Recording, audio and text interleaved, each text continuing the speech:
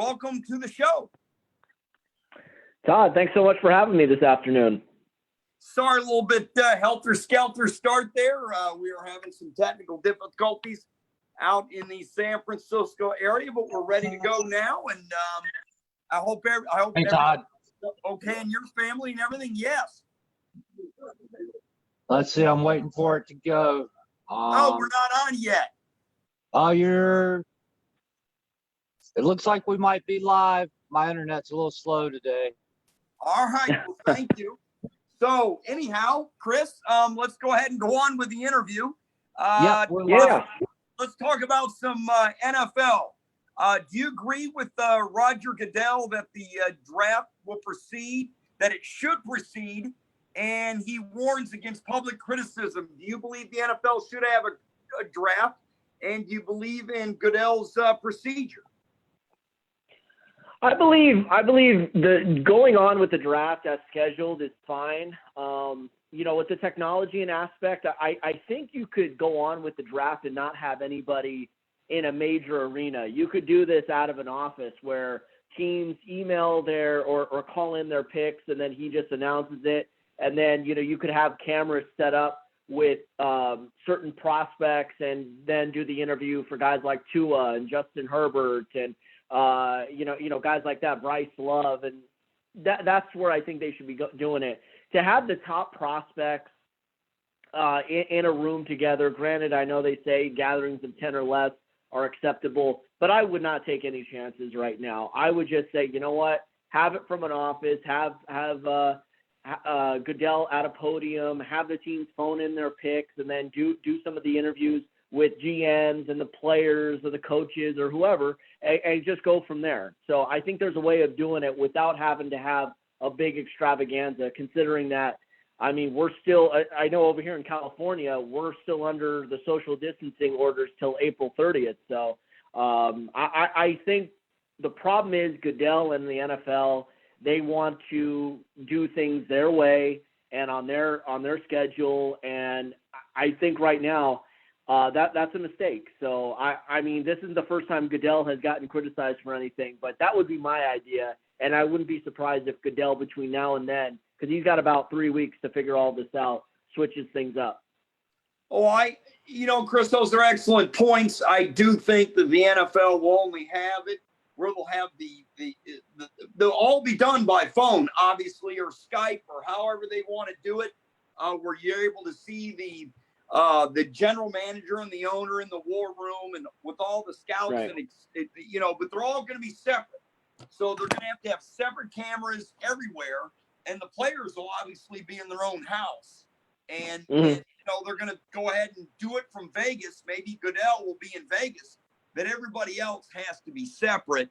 And if they can do that, it should go off just fine. It's just going to be a lot different. It's not something you and I are used to or anybody else. And I think it's good to have the draft, to have some type of halfway normalcy here, and it'll be a hit. I actually think they should show one round every day. Just make it a week for 7 days. One round on day one, round two on the next round, and go ahead and really make it a big extravaganza, if I should say, and have it from Las Vegas, and have Brent Musburger's voice come on there and go, "You're looking live at the NFL draft, coming you from Las Vegas." I think that would be awesome. That would be great. That's an idea. See, Todd, we need stuff like that, thinking outside the box, really channel everyone's creativity, and to have a guy like Brett Musburger in the mix, absolutely. Sign me up right now. I would love it, since he lives out in the Vegas area. Let's go on to some other NFL business or news. We know the NFL owners today approved of expanding the playoffs to 4 teams. There'll be 7 in each conference. The first seed will get a bye. 2 will play 7, 3 versus 6, 4 versus 5. Your thoughts? Yeah, you know what I mean. And they also did they also approve the 17-game schedule as well? That I did not see that in there. I just saw the breaking news that they expanded the playoffs to 14 teams, and I think the 17-game schedule is going to be next season. I think it's not going to be this season. I think it's going to be next season. I didn't see anything in there about that. From what I recall, that will be next season. But what are your thoughts on the playoff format? Yeah, I'm always it's always tough for me to buy into all of these changes right away. I'm a bit of a traditionalist, and going into what I've always known to be a playoff format, it's hard for me to accept that change. However, in this case, you do want to expand it a little bit more. You want to incentivize, excuse me, teams to win and whatnot. So, I do like the fact that you do add more teams in there. Now instead of the top 2 seeds getting a bye, now it's just the number 1 overall seed. So it does incentivize going for that best record even more, and it puts out more of a playing field as well, just like what baseball did with the second wild card team. Now every team feels like, okay, I got a little bit more of a shot now. So I think it's an interesting idea. I know it's one that they've been probably tinkering with for quite some time. And I think what they're trying to do is limit the number of teams who are actually trying to tank, just like what baseball was trying to do. We were trying to eliminate tanking. So how do you do that? We expand the format a little bit and try to incentivize teams for trying to win so they have a shot at getting into the playoffs, which would give them a cut of the TV revenue and give teams, and their players bonuses and whatnot. So I think it's a solid idea. I just hope everyone's going to be well compensated for that as well. Well, as we always know, it is about the money. And if the owners are making more money and the players are making more money and the networks are making more money, everybody's going to be happy. And that's why they added this format. There's no question about it. It's all about the money. And like you said, you made an excellent point. The Pittsburgh Steelers would have been the 7th seed in the AFC this season. At 8-8, they would have played the Kansas City Chiefs in round 1. Granted, it would have taken a miracle. They probably would have got dusted. But with that defense and the Chiefs turn the ball over, who knows? And then you have one hell of a story. Yeah, exactly. So, it's great. And especially every year, you always see those teams fall short and you wonder, man, if they would have snuck in, what could have happened? Well, now we'll have a few more of those scenarios in the future. So I think it's a good idea. We're going to find out how good it is. As long as the fans, it creates the ratings and the fans watch it, we all know the money, follow the money, because that's where everybody else goes. Let's go on to a little bit of some different thoughts here. We've had a lot of opinions on the last couple of days regarding whether we're going to have an NFL season, a college football season. And Kirk Herbstreit made comments. He said, I'll be shocked if we have NFL football this fall. And if we have a college football season, I'll be really surprised if that happens, versus the thought of the medical director of the NFL Players Association, Dr. Tom Mayer, who said, I'm very optimistic a full season will be played. We will know by June. What side are you on and why? Well, once again, the NFL they don't have a history of putting public safety and health of their players forward. You know what I mean? It took them, if you ever watched the movie Concussion, how much was swept under the rug with that for years? So I'm not trying to accuse the NFL of anything. Obviously, this is bigger than the NFL. This is bigger than anything we could ever imagine. We are in some certain uncharted territory here. And the thing that I am concerned about is, even if we have this thing under control, where you're not seeing as many cases and the bell curve is beginning to flatten and whatnot, are we certain we want to put, 20 guys together sweating and bleeding on top of each other or whatnot in a situation like that right away? You see where I'm getting at here? It's just like, I don't know how we go from social distancing. I was talking about this last night with my dad. I don't know how we go from straight social distancing and shutting things down to now all of a sudden everything goes back to normal. And if that happens, where everything does feel like it's going back to normal, how do we know new cases won't arise? And what's going to happen from there? What's going to happen when players do get sick? Is there going to, if and when they do get sick, is there going to be a contingency plan? Where are the fans going to be at with all of this? So we have to really, know where we're at by June, by July, when it's time for OTAs and mini camps and all of that stuff, and then eventually training camp, before we know, are we certain we're comfortable putting our players out there in a situation where they could very well be infected? So Well, that's the thing. You have to really Sure. you have to understand that aspect before you do anything else. Well, the player safety is number one. There's no doubt, but I don't think there'll be any OTAs. I'm not sure if there'll be training, if there'll even be training camp. Urban Meyer said for the college season, for the player safety, not only from a health standpoint, but from a conditioning standpoint and get ready for football, he said you need 8 weeks. You're not going to get 8 weeks if we know by June. You're not going to get 8 weeks. I mean, I honestly think with Herb Street, I think it's going to be really hard to have a season because Nicole Sapphire from Fox News, the medical doctor that's on every day giving her opinions regarding this coronavirus, she said there'll be another strand. And I don't see how they're going to have a season. I'm not sure any of the other sports will be able to continue also. And we'll talk about that a little further.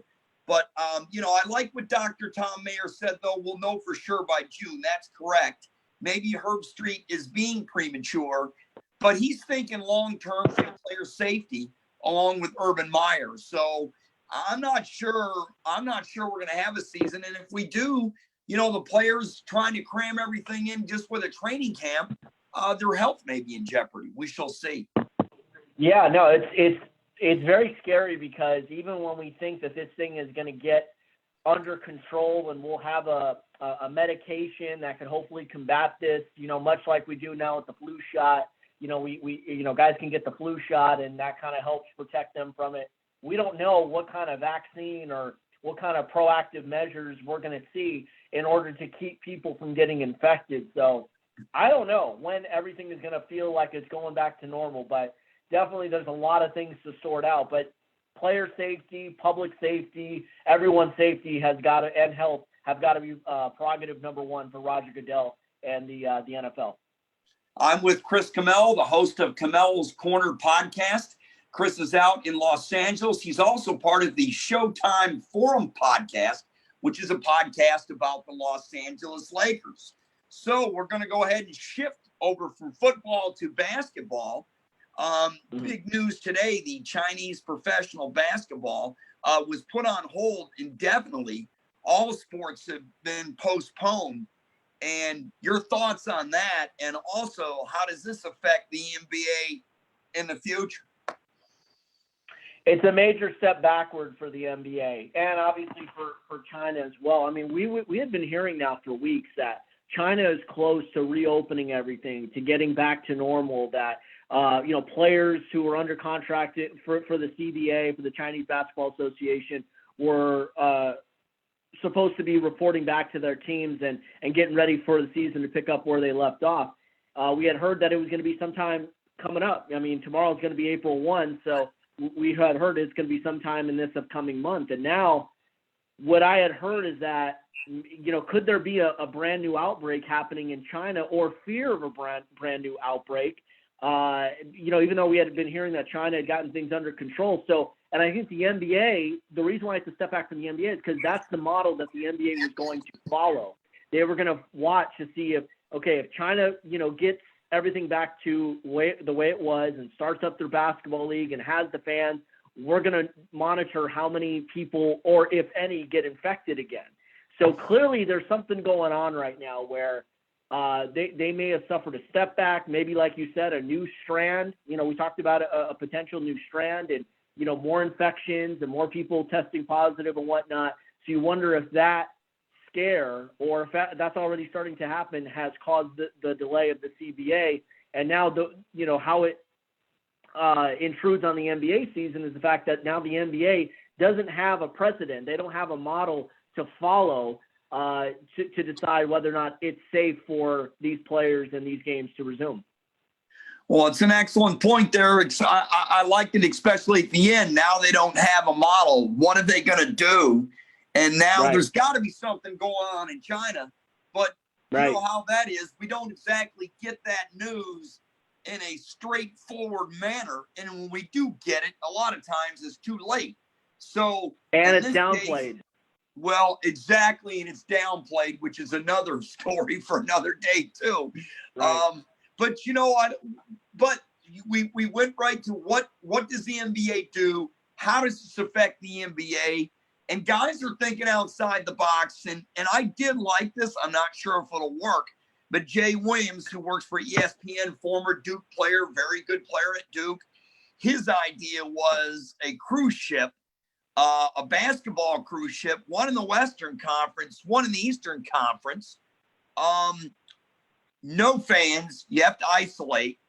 You know, what you do is you play a playoff on one ship with the West, the other one the East. There's definitely 100% no fans, and I don't think there'll be 100% fans when they do start back in the NBA. If they do, what do you think of this? And what do you think of this playing on each cruise ship and being able to you know, start an NBA season? Then there's a lot of variables to that. The testing to me is the biggest variable, and also Right. to know college basketball, you know, one time on the USS Carl Vinson, it was a big US Navy ship. The Carrier Classic was played, Michigan State versus North Carolina, but then again, different circumstance, fans, and etc. What do you think of Jay Williams' idea? It's definitely creative. That's one thing. Yes, it is. Very creative, and this is what I'm talking about. Guys got to start thinking outside the box right now, because it's very possible that, you know, these games are not going to resume at your home arenas, and certainly not with fans. So obviously, yeah, you want to isolate these players and the coaches and just have the immediate personnel that you need. And yeah, maybe put a couple of camera crews on there and maybe some commentators, obviously referee. So yeah, you do need all of those things. The issue is, the reason why there was an issue with the and Stephen A. Smith pointed this out today on First Take when Jay Williams was explaining the idea more in detail. There was an issue with condensation on the USS. What was the name of the ship again? USS. It was the college basketball on the USS Carl. They did complete the game between MSU and North Carolina. They did finish that game. Right. North Carolina won.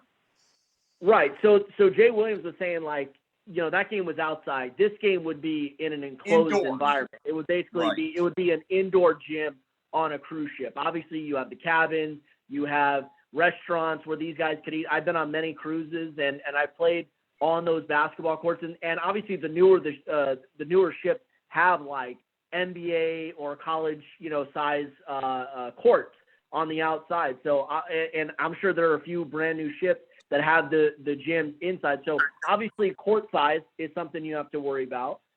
Two is, you know, testing everybody before they went on. We heard about the new testing where people could get results anywhere from 5 minutes to 15 minutes, but we don't know when those are going to get mass produced, where now all of these hospitals and healthcare professionals have access to all of that, because that's going to be huge.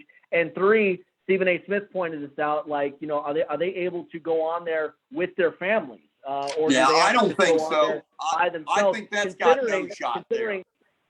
Right, exactly. And not to mention, you know, the playoffs last about, 40 to 45 days? And when we talk about between the middle of April through June, basically, through the middle of June. So it's basically about 2 months, you know, including days off and whatnot. So it's an interesting idea. My plan would be this, though.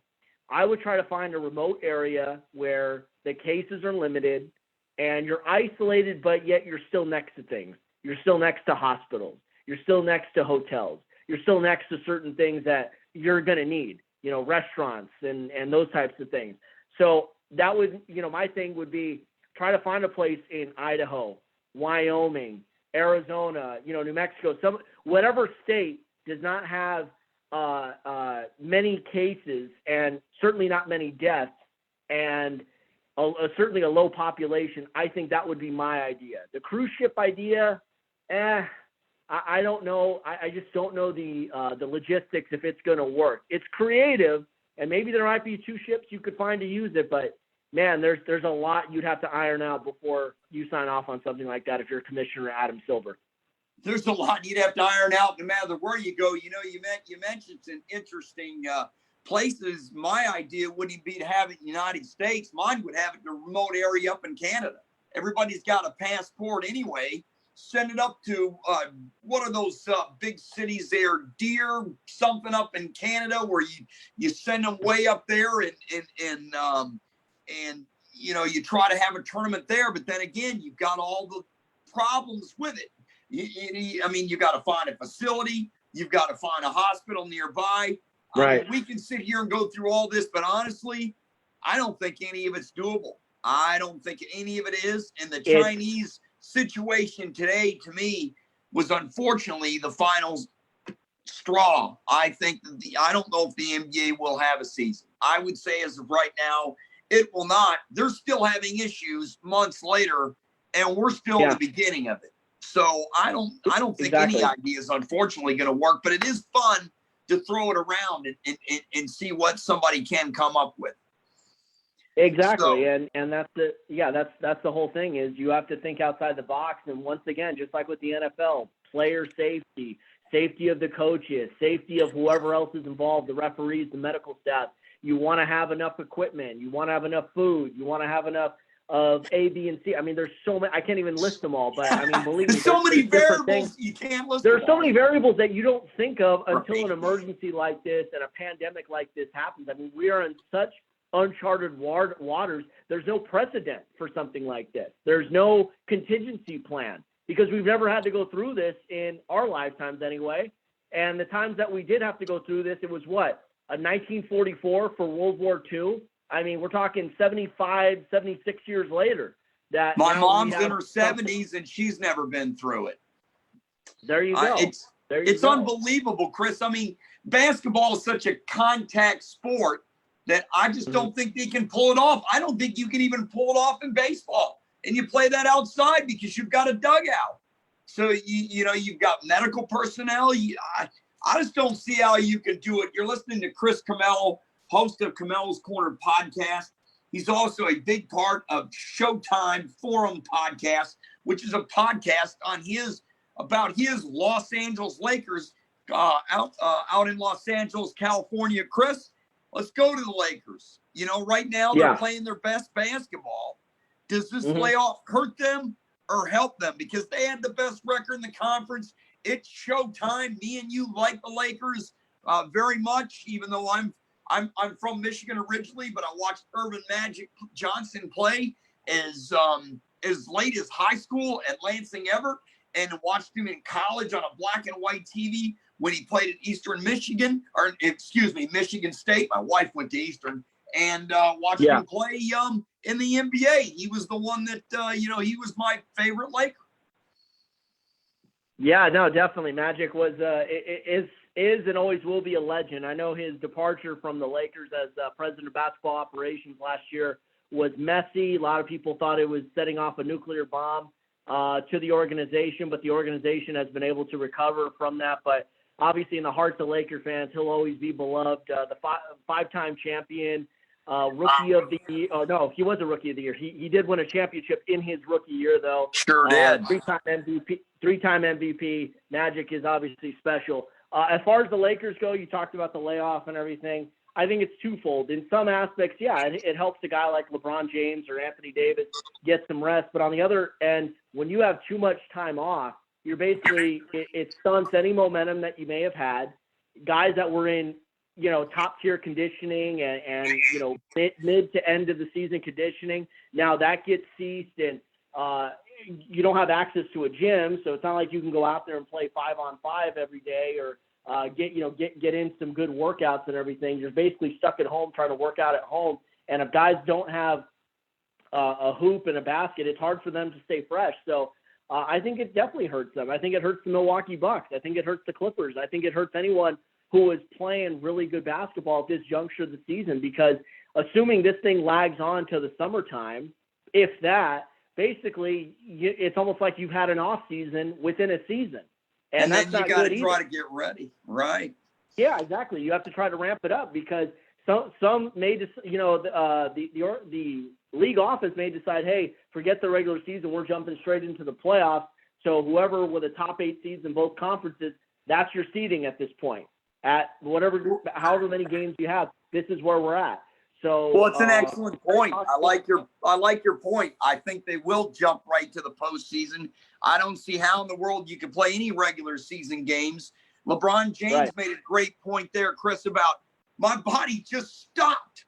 What are you doing here? I'm supposed to be playing basketball. My body doesn't know what to do. So I think it hurts a team like the Lakers who had all this momentum. There's no doubt about it. Right. I mean, exactly. when he said that, it kind of like it resonated with me. For sure. I mean, because at this point of the season, you see the light at the end of the tunnel, and you're about ready to start that second season, the most important one, which is the NBA playoffs. And this was obviously fixing to be a very special year for the Lakers. They were 49-14. They lost their last game, being stunned by the Brooklyn Nets. I thought that was a trap game considering the type of weekend they had just had, beating both the Milwaukee Bucks and the LA Clippers, two teams who had kind of manhandled the Lakers in previous meetings and edged them out in those three games. I think the Lakers were 0-3 against both of them combined. So, yeah, they had lost against Brooklyn, but you got the sense that this is going to be the team that is going to be the number one seed in the Western Conference. They're going to have home court throughout. It would be great to see a showdown with the Clippers in the Western Conference Finals, assuming both teams got through, and one of them coming out of the NBA, one of them going into the NBA Finals and facing off against Milwaukee or somebody like that. So to see all that kind of mucked up at this point and not knowing if we're going to see a finish to the season or where we're going to see it or how we're going to see it, it puts a dark cloud over it. It puts a damper on it. I can't even really describe it. It's just very, very disappointing. It is very disappointing. If they do have a playoff, they're going to have to go back to the old days, play a best of three in round one, and then maybe play a best of three in the next round, and then play the best of five, and then maybe get to a best of seven at the end. It is definitely going to be a shortened season if they have it, and it definitely will. The playoffs will definitely it'll be completely different. Chris, can I ask you? We got about 4 minutes left. I got a couple questions left. Is this LeBron's best season so far? I think it is, and I think he's the MVP right now. Do you? I think he's definitely a finalist for MVP. No question about that. Is it the best season of his career? I'll put it to you this way, Todd. It's probably one of the best seasons we've seen for anybody who's 35, who's in year 17 of their career. Absolutely. That's what I will say. Yep. That's what I will say. LeBron had some phenomenal seasons in Cleveland. He had some phenomenal seasons in Miami. He's a 4-time winner of the NBA's Most Valuable Player Award. Seeing what he's been able to do this year has certainly been tremendous because, game in and game out, you're feeling his presence. And the reason why I think he should get it is because the offense is ranked 29 when he's not playing, when he's out of the game. They are the 29th ranked offense in the league without LeBron James on the court, whereas without Giannis, Milwaukee is still all business. They've got a lot of other weapons that could create shots, that could create opportunities for themselves and their teammates, Chris Middleton, Eric Bledsoe. They've got a tremendous amount of depth. The Lakers are deep as well, but they don't have anyone to replace the playmaking of LeBron James. So that's why I think if you really want to measure that award as most valued to your team, LeBron James deserves it by that definition. But I think there's going to be too many voters out there, too many sports writers who are going to look at the record, who are going to look at what Giannis has done consistently this season and say, you know what, we got to go with Giannis. But I tell you, this is fixing to be one of the closer votes in recent memory. My vote would be LeBron James, because you mentioned his age and how he's playing and how many seasons he's been in the league and how he's taken such great care of his body. We haven't seen anybody at this age take care of their body in this kind of shape. And for me, what really takes him over the top is he is the point guard and the power forward, leading the team in assists. He's right up there in rebounds. He's obviously up there in points. This guy does it all. And I haven't seen a guy do it this good, this late in a long, long time. Maybe Kareem Abdul-Jabbar, but his game is totally different. So let's go.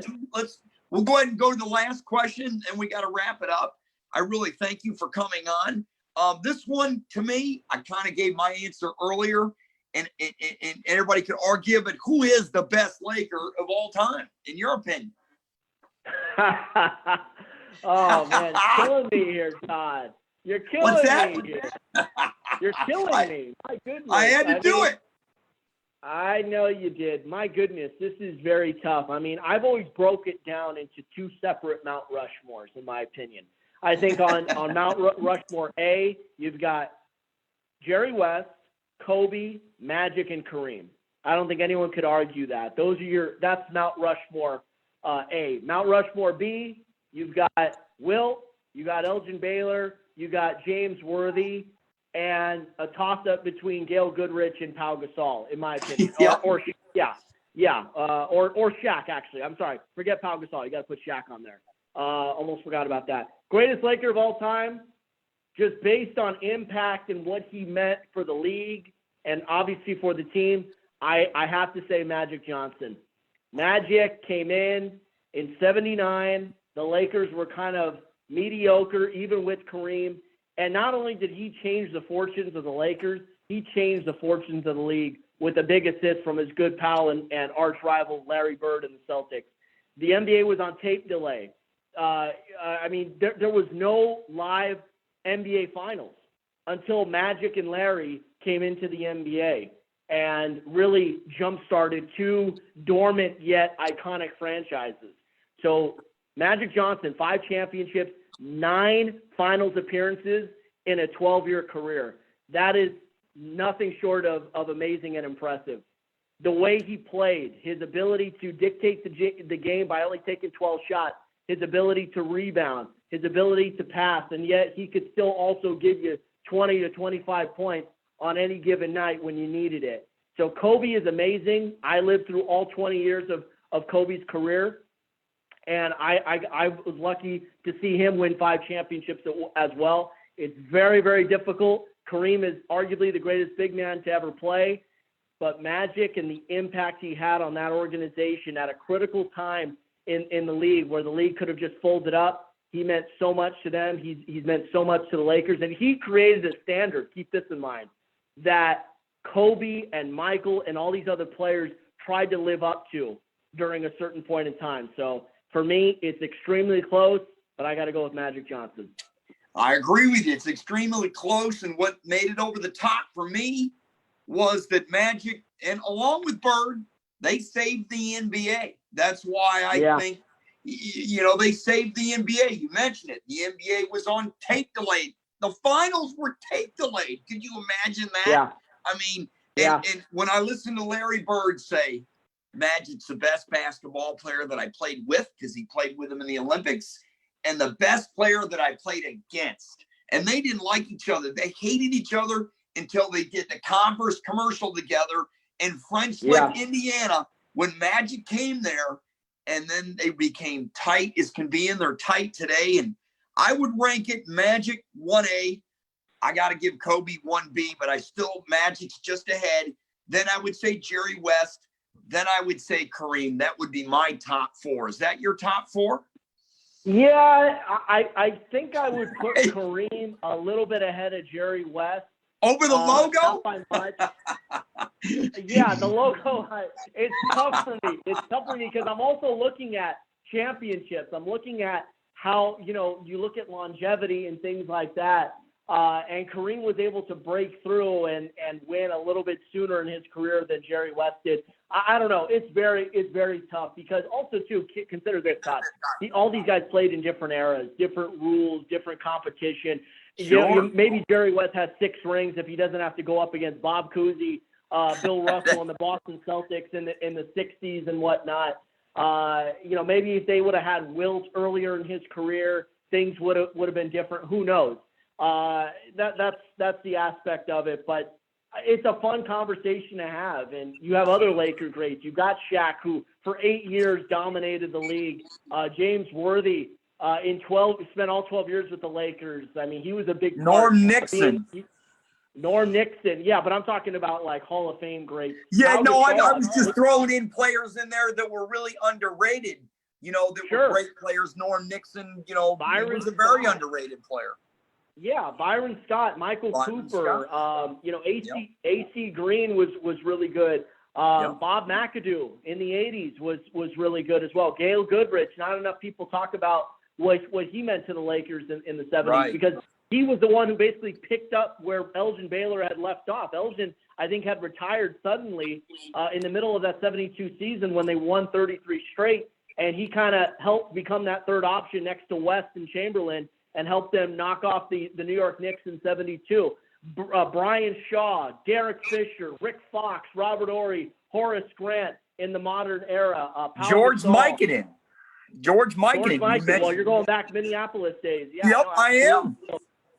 I mean, we are talking about an organization and a franchise that is so storied, that is so gifted, that only the Celtics and the Yankees in another sport can say that they have all of these iconic players, Hall of Famers and not. But overall, Magic gets that slight edge over Kobe. It's very difficult for me to say because I love Kobe. I Yep. saw 20 years of him. I saw him grow from a kid to a man, to a grizzled vet, to a mentor, to the league. You want to talk about passing down the torch, what he Right. has meant to the more established stars in the NBA, to the guys that are coming up. Everybody hurt when Kobe and his daughter and the 7 others on that helicopter tragically passed away on January 26th of this year. And he will live in our hearts and in our minds, and we'll always have those memories for years to come. But, man, it is tough because of Magic's impact on the league. And that's why I got to go with Irvin Magic Johnson, the Michigan native.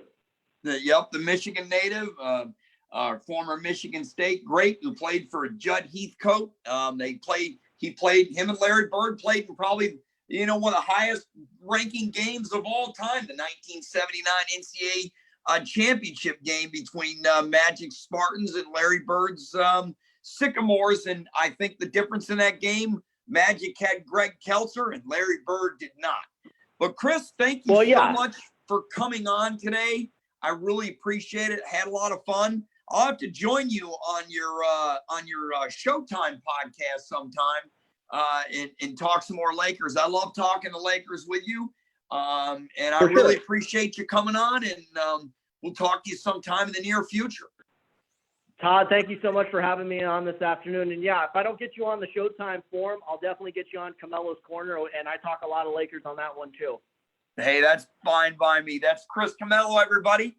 I tell you what, Chris has been a big friend of the show here on ATL Prime Sports. Chris hosts the podcast, like he just said, Camelo's Corner, and also a big part of Showtime Forum podcast. And I've been nudging him to get me on that podcast for a while.